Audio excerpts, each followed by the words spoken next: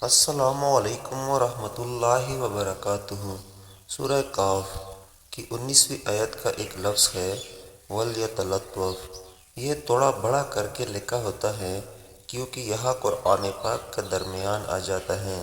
کہتے ہیں کہ یہ لفظ پورے قرآن کا خلاصہ ہے اور اس کا ترجمہ ہے نرمی سے بات کرنا۔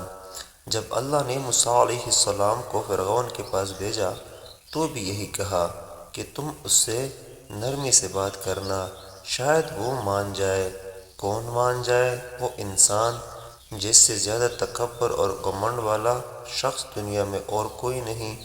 آیا زندگی کتنی بدل جائے اگر ہم اس بات کو مان جائیں کہ نرمی سے بات کرنے کا مطلب بے وقوفی اور کمزوری نہیں بلکہ عاجزی اور اعلیٰ ظرفی ہے۔